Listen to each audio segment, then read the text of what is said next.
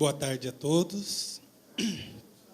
Eu gostaria de me apresentar partindo de uma questão colocada no Supremo Tribunal Federal em relação ao oposto daquilo que até aqui foi colocado, ou seja, uma advogada branca se reportando a ministros do Supremo Tribunal Federal, chamando-os por vocês. E a intervenção de um desses ministros argumentando que a liturgia do cargo exigia da advogada que chamasse aqueles ministros do Supremo de Vossa Excelência ou Vossas Excelências. E, realmente, é preciso fazer essa introdução para que a gente possa perceber essa questão relacionada à discriminação, que também abrange as mulheres e também abrange as mulheres negras. E, quando a gente fala dessa forma de discriminação, ela se potencializa, primeiro, porque é negra, e, segundo, porque é mulher. E eu vejo aqui mulheres brancas, mulheres negras, funcionários, que estão aqui em busca de algum tipo de alternativa em razão dos dados que aqui foram apresentados. Então, eu me apresento como alguém que eu dizia agora, e saúdo Sua Excelência, o presidente Marco Aurélio Coelho de Oliveira, o presidente do Sintratel, e, através dos seus diretores, o convite muito lisonjoso que me foi endereçado para que eu viesse aqui falar um pouquinho da nossa experiência, nós que já estamos completando aí 32 anos de Ministério Público, que já passamos por inúmeras comarcas do interior do estado de São Paulo, que estamos aqui há mais de 25 anos na capital, que sou de uma família de um escravo que não era da senzala, que era da Casa Grande, cujo meu bisavô, o avô já nasceu sobre a nova lei do ventre livre, cujo meu pai estancou várias daqueles trilhos que formavam a antiga empresa de estradas de ferro, antiga FEPASA, e daqui de Campinas, Jundiaí, foi se espraiando para o interior do estado de São Paulo até a cidade de Bauru, onde nós nascemos. Sou, então, de uma família de pessoas simples, humildes, e o meu pai entrou no direito com 50 anos de idade. Então, não é pouca coisa. Antes disso, ele trabalhou batendo estaca, ele trabalhou depois como vereador aos 18 anos de idade, porque o sindicato dos ferroviários da região oeste do estado de São Paulo era muito forte e se contrapunha àqueles que vinham da Itália, que vinham do Japão, e tinham emprego com carteira assinada, enquanto negros não tinham carteiras assinadas. E ele foi fazer direito aos 50 anos e investiu tudo nos filhos, formou 6 filhos, a maioria na parte do direito. E eu dizia que eu tinha um compromisso, que eu tinha que ir além dele, porque, ao me formar aos 21 anos de idade na Faculdade de Direito, depois de passar toda a minha infância e todo o que nós chamamos hoje de ensino fundamental, de ensino médio, que na minha época era a primeira, segunda, terceira série, até o colegial, eu fui na escola pública. E, com 16 anos de idade, já me preparando para entrar numa universidade, eu vi a grande contraposição e a grande distorção de uma certa discriminação que eu ainda não enxergava completamente, que é o fato de que todo o ensino público que me foi passado não foi suficiente para que eu ingressasse no ensino superior na rede pública. Então, eu fui fazer uma faculdade particular. E é muito, talvez, o que vai acontecer, se não com os senhores, com os filhos dos senhores. E esta contraposição entre aquilo que me é apresentado no ensino público e aquilo que é me reservado nas escolas superiores ou nas faculdades superiores foi abrandado por luta sindical, por luta do movimento negro, de que a Constituição Cidadã de 1988 talvez não tenha dito expressamente nenhum dos seus dispositivos, nem mesmo no artigo 5º, que é possível se reservar um percentual de vagas no serviço público e na escola pública superior. Não está escrito isso. Mas, se nós nos reportarmos aos ensinadores antigos, e aí eu estou me reportando a Platão, Aristóteles, quando se falava do princípio da igualdade, também chamado de princípio da isonomia, nós teríamos que encaixar a ideia de que todos são iguais perante a lei na medida exata da sua igualdade.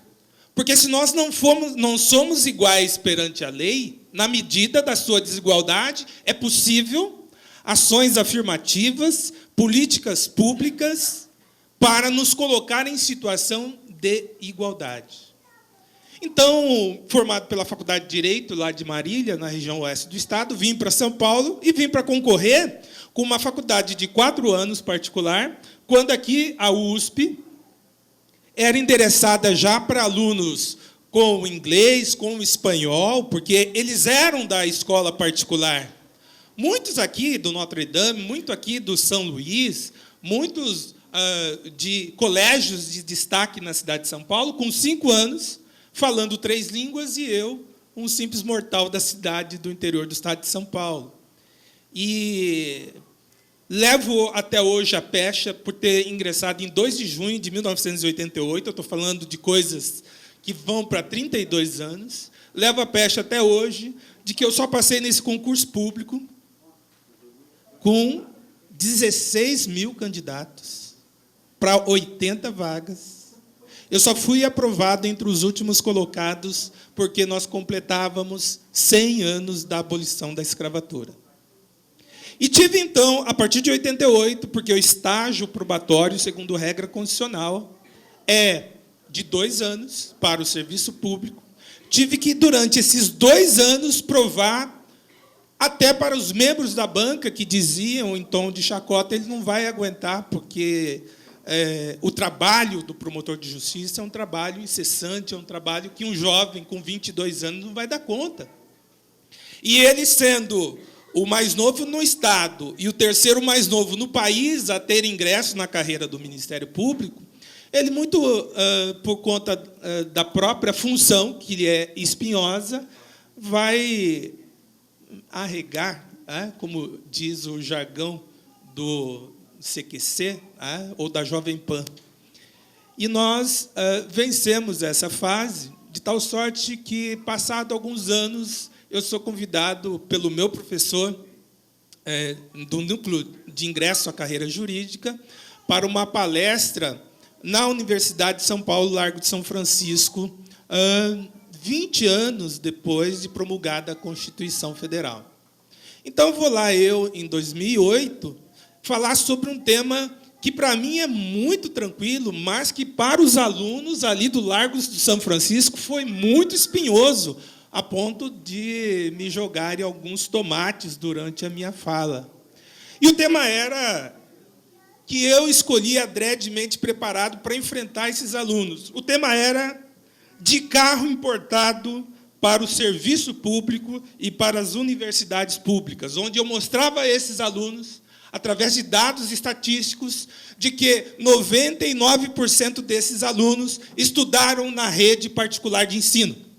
Toda a rede particular de ensino, primeira série, segunda série, hoje, ensino fundamental, ensino intermediário, e depois lá se fazendo cursinhos em entidades privadas, propriamente e especificamente destinadas a eles, Para eles ingressarem aonde? Na escola particular? Não. Na Universidade do Estado de São Paulo, que deveria ser destinada aos nossos filhos. Que teríamos mais dificuldades numa competição. Então, quando Aristóteles diz que nós somos iguais perante a lei, mas que é possível um tratamento diferenciado para as pessoas que se mostram em situação de inferioridade e hipossuficiência, é evidente que o legislador pode, sim. E na Constituição Federal nós encontrávamos, e nós dizíamos a esses alunos, vejam, por exemplo, que a Constituição Federal diz hoje que o princípio é o da capacidade contributiva. O que significa dizer que eu, procurador de justiça, ganhando os meus $10.000 por mês, tenho, evidentemente, condição de pagar mais imposto do que um trabalhador que está no seu primeiro emprego, trabalhando aqui na Sintratel, ou num sindicato, ou mesmo numa padaria. A Constituição Federal também diz que 20% das vagas devem ser reservadas aos portadores de deficiência. A Constituição Federal diz ainda, dentro desse princípio da igualdade, de que é necessário a intervenção de um órgão do próprio Estado na defesa dos interesses dessa sociedade.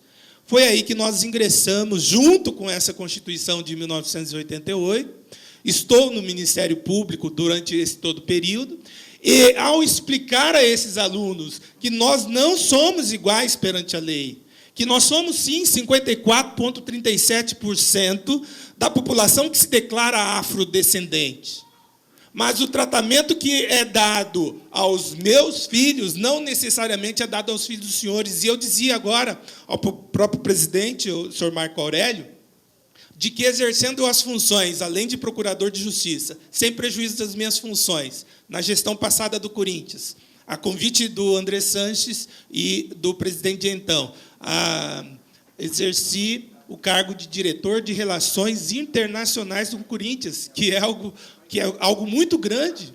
Não é qualquer coisa. É conversar e estabelecer o torneio que é realizado em Miami, na Flórida.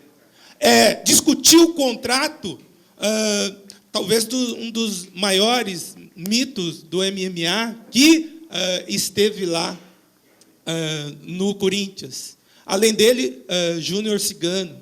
Discutir contratos de relações internacionais da venda e contrato de jogadores com o exterior. Estabelecer uma relação de proximidade, porque tem corintiano que foi, em 2012, para assistir o Mundial e não voltou até hoje. Por quê? Porque não tinha dinheiro para voltar, ficou lá para o Japão, quase que escravizado. E, então, ao terminar essa palestra para alunos da USP, da PUC, a reação normal dos alunos de indignidade por a gente estar retratando esses índices de discriminação que são latentes dentro da sociedade brasileira. Eu posso dizer a cada um dos senhores com muita tranquilidade, nós somos 2.000 membros do Ministério Público no Estado de São Paulo.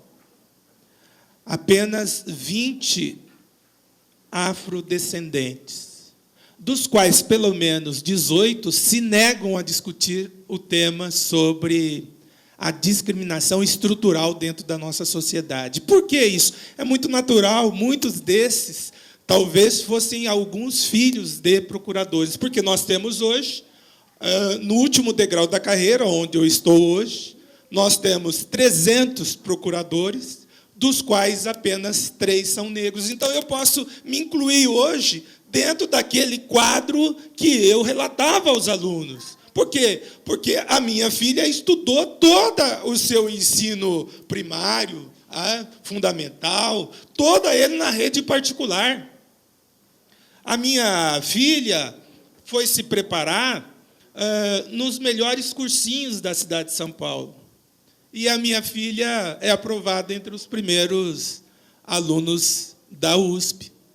E aí, talvez, ela não enxergue aquilo que eu já enxergava nos idos de 1988.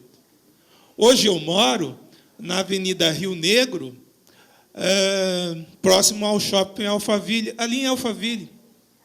Estava dizendo também para o nosso presidente que os meus amigos juízes, os meus amigos promotores, eles moram ali dentro daquela redoma e eles têm os filhos criados ali dentro. Eles não conseguem projetar qualquer situação de discriminação dentro de um processo, quando um rapaz chamado Flávio de Campos, também da família Campos, e aí fomos estudar as nossas raízes atrás, nós encontramos, essa semana passada, entre os nossos antepassados, uma relação de afinidade. E o Flávio de Campos, também formado em Direito, teve um problema esses dias atrás, que você deve ter acompanhado, se não pelas redes sociais. Na quarta-feira agora, o Caco Barcelos fez questão de mostrar esse tipo de discriminação estrutural, em que ele, na pastelaria da Maria, ali na Avenida Paulista, é discriminado porque a ele não pode ser servido a comida japonesa. E, logo em seguida, um casal, quase que dinamarquês, loiros de olhos azuis, chega e são servidos pelo mesmo prato de yakisoba que, minutos antes, é negado a um grupo de 4 pessoas da comunidade negra. E, quando se fala, então, desse racismo estrutural, a gente poderia ficar aqui por horas e horas falando de números, insistindo com os senhores da importância de trazer isso à luz da sociedade, mas não no sentido de demonstrar quantos nós somos, o que nós queremos, ou falar de política, porque eu sou um técnico do direito, eu não entendo absolutamente nada de política partidária, mas eu sei que, se não for através do ajuntamento de pessoas de bem, e aí eu não estou falando propriamente dos negros, eu estou falando que, na abolição da escravatura, uma grande parte dos abolicionistas eram maçons, eram pessoas da classe média e também negros. Foi do conjunto dessas pessoas mostrando que a Revolução Industrial de 1830 já estava a exigir do Brasil, vejam, mais de 50 anos depois da Revolução Industrial, quando a maior parte dos países da Europa e Estados Unidos já adotavam uma sinalização de que a igualdade pressupunha que negro não é coisa. Nós tínhamos ainda uma legislação dizendo que o negro no Brasil não poderia receber mais do que 50 chibatadas. E sabe por quê? Porque ele tinha um valor de mercado e esse negro, ao receber mais de 50 chibatadas, com aquelas marcas nas suas costas, poderia valer no mercado do tráfico negreiro, poderia valer menos. Artigo 50 do Código Penal do Império Brasileiro. Então, foi necessário mesmo que as pessoas se reunissem e dissessem: chega dessa estrutura governamental imperialista em que se leva dinheiro para a Europa para se pagar por uma colonização. Não, nós queremos uma res pública, o que significa dizer que a coisa é nossa, a coisa é do povo.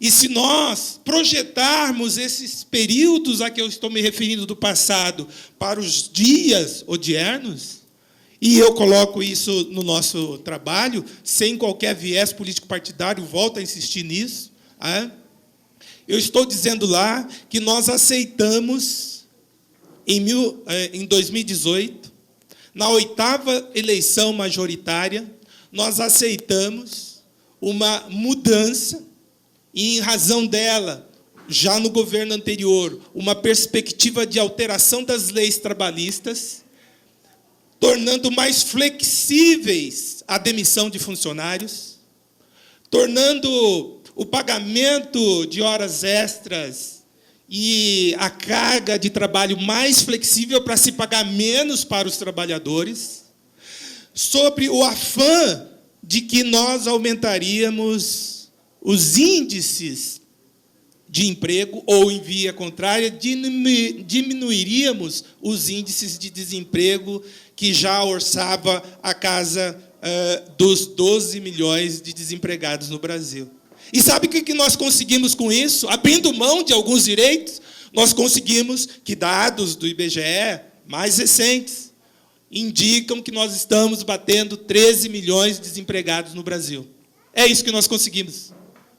Abrindo mão de algumas prerrogativas que, do ponto de vista constitucionais, seriam inalienáveis, nós estamos partindo para um governo que se diz absolutamente liberal, vendendo parte de nossas refinarias, daquilo que seria para ser aplicado na educação, para ser aplicado no ensino público, para ser aplicado na segurança pública, na saúde pública. Nós estamos vendendo isso aí. Não, mas é para a Petrobras. Mas a Petrobras tem capital suficiente para derrubar presidente, para eleger presidente de norte-americanos e de chineses. Então, quando se falou, em 2003, de uma perspectiva de um pré-sal que pudesse nos salvar, nós estamos passando isso quase que de mão beijada para o capital externo. E é preciso que algumas vozes comecem a se levantar, e o Ministério Público é proeminente nisso. O Ministério Público, a Ordem dos Advogados do Brasil, as instituições precisam se fortalecer. Hoje, o que eu observo, infelizmente, do contexto da minha instituição, é que nós estamos nos degladiando, porque o promotor A e o promotor B estão brigando para ver quem é que ganha a sua verba eleitoral. Só para que os senhores tenham uma ideia, saudando a presença do nosso diretor do Corinthians, André Luiz Oliveira, que, no momento adequado, vai compor a mesa. Mas eu estava dizendo aqui aos senhores que os promotores de justiça estão se degladiando para ver quem ganha verba eleitoral. É um valorzinho assim que agrega ao salário R$7.000. Se tiver eleição ou se não tiver eleição, ele ganha esses R$7.000, além desses $10.000 que eu estava colocando aos senhores. Então, quando me reporto à minha árvore genealógica, inclusive identifiquei o Flávio de Campos, e conversando com ele, eu estava dizendo para ele: Flávio, não vai nessa linha da questão da discriminação racial, da injúria racial, do racismo. Sabe por quê? Porque o tribunal está se lixando para o que você passou na Avenida Paulista. O tribunal não tem uma jurisprudência do que seja racismo e do que seja injúria racial. Não há decisões nas câmaras dos tribunais onde eu trabalho, não há decisões admitindo aquela conduta adotada pelo japonês ou pelos seus funcionários como sendo uma atitude discriminatória. Então, eu estava dizendo para ele: contrate um bom advogado, se for preciso, vamos nos valer das ONGs, dos movimentos, e vamos para a área civil. Propor o quê? Propor uma ação de danos morais, porque o dano moral está absolutamente patenteado. Porque yakisoba para eles e para o Flávio não, yakisoba ele só pode comer pastel. A comprovação é muito mais fácil na área civil do que na área criminal, onde os garantistas estão sempre aí para dizer que o crime não se configurou. Só quem passou por uma situação desta, como o Flávio passou, e como eu passo no dia a dia, estava dizendo aos senhores, da dificuldade de, sendo apenas 3 procuradores entre 300, de eu me fazer ouvir dentro de um colégio de procuradores, ou eu me fazer ouvir dentro de um tribunal que é quase que, por dizer assim, uma dinastia, em que o pai desse desembargador também foi desembargador, de que o avô também foi desembargador, e que o próximo cargo de desembargador a ser aberto e ser nomeado pelo governo do Estado, muito provavelmente será para um filho desse desembargador. E se nós formos observar a estrutura organizacional do Tribunal de Justiça, eu estava dizendo para o nosso presidente Marco Aurélio, que parece um navio negreiro, ou seja, na raspa, lá no fundo do navio, é uma estrutura absurdamente composta pela maioria negra, em torno de 82%, por dados que me foram apresentados pelo Sindicato dos Funcionários do Poder Judiciário. 82% é da comunidade negra, nos cargos mais simples, né, de escrevente, de funcionários mais subalternos. Mas eu me recordo de um desembargador, membro do Tribunal de Justiça, que chegou lá através da advocacia e, portanto, não é um juiz de carreira. Ele chegou lá pelo 5º Constitucional. Eu coloquei essas premissas básicas aqui, escrevi algumas coisas para deixar aos senhores, mas eu gostaria de terminar a minha fala dizendo de talvez, embora tenha atuado em processos de grande e muito maior envergadura, como alguém que tem que acusar o maior líder do Brasil, do primeiro comando da capital, pela morte do meu colega juiz lá em Presidente Prudente, alguém teve que acusar o Marcola. E, evidentemente, que eu não vou sair por aí falando em rede nacional de televisão, fui eu que acusei o Marcola. Eu sei das dificuldades da transferência dele aqui para São Paulo e depois para Brasília e depois de alguns líderes para o Rio Grande do Norte. Mas nós conseguimos diminuir as taxas de homicídio de 62.517 em 2016. Nós estamos fechando o ano de 2019 com aproximadamente 45 mil homicídios no Brasil. Isso se deve em razão de alguém que tomou a iniciativa de ir lá e pôr o dedo na ferida. Mas talvez, ainda de maior envergadura, dada a responsabilidade que me foi colocada às costas, porque foi dito, você não vai ter condição, pela sua cor de pele, você não vai ter condição de processar uma loirinha de olhos azuis da classe média alta paulistana que é acusada de matar o pai e a mãe, o famoso caso Suzane Luiz von Richthofen.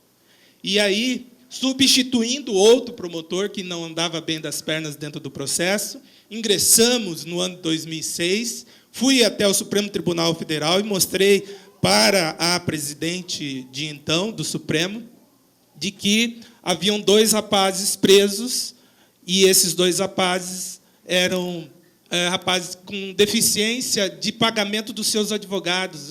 É aquele que é considerado pobre nos termos da lei. Eles eram defendidos por defensores que não são propriamente contratados. Enquanto existia uma menina dos olhos azuis ali chorando toda vez que ia ao Fantástico e se dizendo prejudicada pela atuação do delegado e do promotor dentro do processo. Pois bem, conseguimos colocar os 3 dentro do sistema prisional, ela cumpre pena até hoje, e nós continuamos fazendo o nosso trabalho de conclamar a sociedade a se posicionar. Não é razoável alguém matar o pai, matar a mãe, e daí no dia dos pais, dia das mães, ir embora para casa. Não é razoável alguém jogar um filho pela janela, como é o caso de Isabela Nardoni, e aí no dia das crianças ir embora para casa. É preciso que a sociedade se manifeste sobre isso, porque os juízes estavam dizendo, eu estou cumprindo a lei, é a Constituição, é a lei que está aí. Vamos mudar essa lei. Vamos resgatar as nossas garantias constitucionais, vamos garantir os nossos direitos trabalhistas. Porque essa classe média alta que está aí não está preocupada com o futuro dos filhos dos senhores. Se nós não nos preocuparmos conosco, se nós não elegermos nossa representatividade na Câmara Municipal de São Paulo, é pífia. Na Assembleia Legislativa, é ignorante. E eu pergunto, já tivemos algum governador da comunidade negra? Nunca. Nós sempre temos um papel no Conselho de Administração do Desenvolvimento da Comunidade Negra, e nós não tivemos ainda a perspectiva de um governador da comunidade negra. Nos Estados Unidos, ele disse, I can. Não é possível, nós podemos sim chegar lá, e ele foi eleito o maior presidente dos Estados Unidos, do maior país do mundo. É possível a gente mudar o estado de coisas se a gente acordar e tratar daquilo que nos interessa. Muito obrigado a todos.